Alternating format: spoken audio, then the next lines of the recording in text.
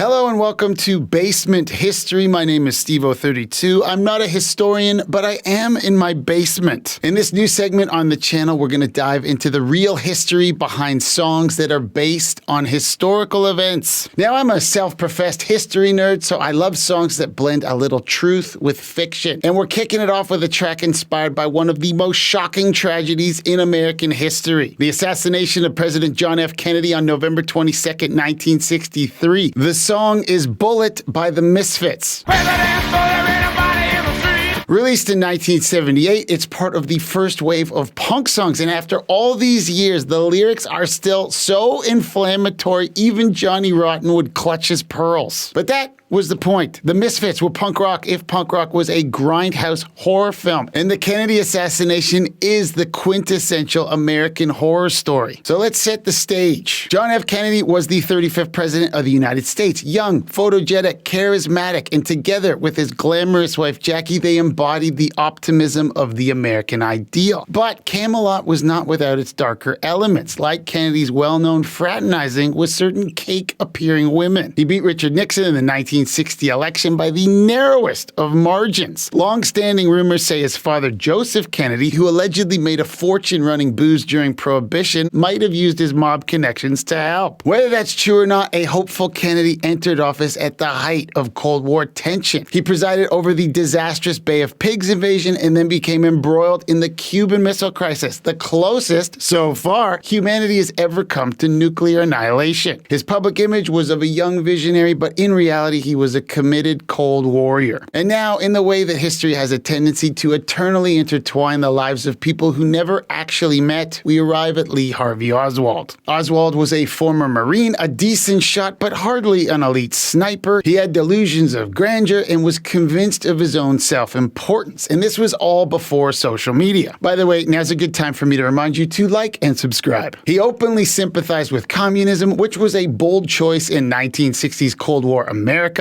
So much so that he defected to the Soviet Union, married a Russian woman, had a kid, and then somehow was allowed to return to the US with his wife and child. The American government even loaned him the money to return. Did he ever pay the loan back? Well, we'll get to that in a minute. In April 1963, Oswald allegedly attempted to assassinate General Edwin Walker, a far-right political figure, but missed. Clearly, he was somebody suffering from main character syndrome, but starring in a movie that was destined to be a flop. Now, on the morning of November 22nd, 1963, Kennedy and Jackie arrive at Love Field in Dallas with Vice President Lyndon Johnson and his wife Lady Bird. They're greeted by Texas Governor John Connally and his wife. Dallas was hostile political territory, but with its 24 electoral votes, it was crucial for Kennedy's re-election. It was a bright, sunny day, and Kennedy wanted the public to see them, especially Jackie, so the top of the Lincoln limo stayed off. As they drove along the motorcade route, which had been publicly printed in the newspaper the day before, they waved to cheering crowds. As the motorcade turned onto Elm Street in Dealey Plaza, a shot rang out, but this one misses, and then a second shot. Kennedy stiffens, his hands fly up towards his throat. He's been hit. A fraction of a second later, Governor Connally, who's sitting in front of Kennedy, is struck as well. The bullet punctures his lung, shatters his rib, then his wrist, and then lodges into his thigh. He yells out, "My God, they're going to kill us all." And then the third and final shot rips through Kennedy's head. Immediate chaos and pandemonium break out. Secret Service agents jump onto the limo as it speeds off. And despite what the lyrics say in the Misfits song, Jackie did not run, Jackie run. She climbed onto the trunk of the car to collect pieces of her husband's skull in a futile attempt to save him. Meanwhile, Oswald was at his job at the Texas Book Depository building across the street overlooking Dealey Plaza. Amongst the commotion, his co-workers notice him leaving the building. Almost immediately, an Italian bolt-action rifle is discovered in a sniper's nest on the 6th floor. The police are alerted and release a description of Oswald. Shortly after, Dallas police officer J.D. Tippit spots Oswald based on the description. He tries to question him, and Oswald allegedly shoots Tippit with a revolver, killing him. He then sneaks breaks into a movie theater. Police show up, there's a scuffle, and Oswald is arrested. The guy allegedly kills a cop and the leader of the free world all in the same day, but then gets busted for not buying a movie ticket. While all of that is happening, the motorcade arrives at Parkland Memorial Hospital, where Kennedy is ultimately pronounced dead. The local medical examiner states that he must conduct an autopsy, which is required by Texas state law, but the Secret Service pulls rank, declaring the body must be returned to Washington at once. Upon returning to Love Field, but before Air Force One can take off, Vice President Lyndon Johnson insists on being sworn in as president. The result is one of the most iconic photos in American history. Jackie standing beside Johnson in her blood-stained Chanel dress as he takes the oath of office. When asked before if she wanted to change, she said, "I want them to see what they've done." Back at the Dallas police station, Oswald was interrogated but claimed he was just a patsy. On November 24th, as he's about to be transferred to the county jail, a man lunges from the crowd and shoots Oswald in the stomach on live television, a moment preserved in this photo. Oswald himself is taken to Parkland Memorial Hospital, where he is declared dead. The vigilante who killed him was one Jack Ruby, a local nightclub owner known for being a volatile hothead and Kennedy sympathizer. He claimed he did it to spare Jackie the trauma of a trial. What a gentleman. A shocking twist to an already traumatized nation. Ruby was arrested, and then Kennedy, Oswald, and Tippit were all buried. So,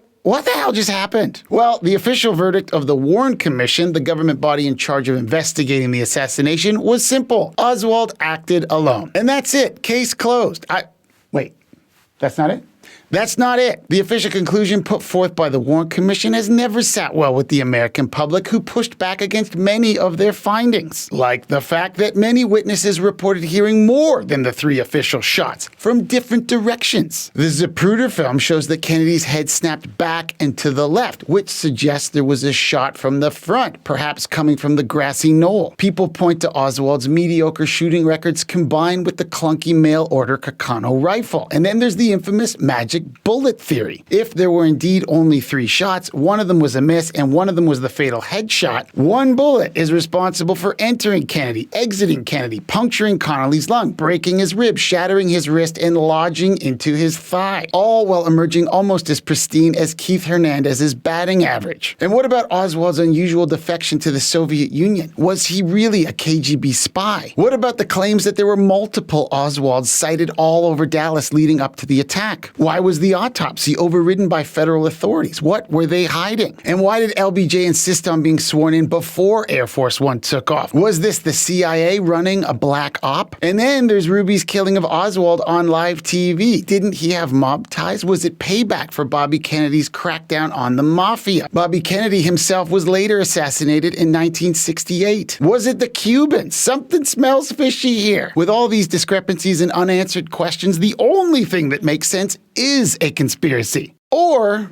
maybe Oswald just did it. Dealey Plaza has weird acoustics. 3 shots could easily sound like more. Physics models have demonstrated how a shot from behind can cause the head to snap back and to the left because of the pressure of the bullet exiting the skull. A test conducted by CBS News showed several volunteer marksmen could match or beat Oswald's shooting speed and accuracy using the same model rifle. Oswald returning from the USSR was weird for sure, but there are cases where other US defectors were allowed back. Documents from the Soviets, if you believe those, reveal that they thought Oswald was useless other than for PR, and they were happy to see him go. The chaos surrounding the autopsy makes sense. The feds are notorious for overriding local protocol, especially in that kind of emergency. If the assassination was a mob hit, why would they have let Ruby linger for so long? What if he woke up one day and decided he wanted to make a deal? LBJ getting sworn in immediately doesn't signal a coup. It was Cold War protocol. After the Cuban Missile Crisis, Kennedy himself created the nuclear football system, where the president traveled around at all times with the nuclear launch codes. Suddenly, you had a nuclear football with no punter. It was a national security issue. Oliver Stone's JFK, one of my favorite movies, argues that this was all a CIA hit so LBJ could escalate the war in Vietnam for the greedy military-industrial complex. But JFK wasn't some hippie peacenik determined to end the Cold War. Sure, he didn't want to blow up the world, but the Soviet Union wasn't just going to go away. And Vietnam was going to escalate one way or another. Kennedy himself approved U.S. support for the coup against South Vietnamese President Diem, which ultimately led to Diem's assassination, creating a power vacuum in South Vietnam that the U.S. was then compelled to fill. During Kennedy's time in office, U.S. military advisors in Vietnam increased from 700 to 16,000. Things weren't calming down. They were gearing up. So maybe Oswald did it. That's the Occam's razor version. The simplest explanation is almost always the best, but for a lot of people, that just isn't emotionally satisfying. The idea that some angry loser could change the course of world history with a mail-order rifle, it doesn't sit well. It feels too random, too meaningless, like the world itself is a magic bullet, just ricocheting through history. A giant conspiracy feels more appropriate for an event of this magnitude. It gives meaning to the madness, because often political assassinations do change the course of history, like the assassinations of Caesar, Abraham Lincoln, or Archduke Franz Ferdinand. Wait a minute, those are all conspiracies. Either way, the entire thing is tragic, grotesque, and absurd. A real-life horror show, which is exactly why it fits a band like the Misfits so perfectly. In their own twisted way, they're not just singing about the Kennedy assassination, they're making a statement about the entire American experience. The bizarre blend of entertainment, power, violence, fame, and mythology. A Norman Rockwell painting splattered with blood. Camelot in smithereens. It's American Pie, but it's ground beef. Anyway, that's the history behind the song Bullet by the Misfits. It's an outrageous song, it's offensive, but I love it. It's my favorite Misfits song. That's gonna do it for this first installment of Basement History. Next time I'll be covering Iron Maiden's The Trooper, which is based on the Charge of the Light Brigade. Until then, my name is Steve-O32. Ika ha, folks. I'm out!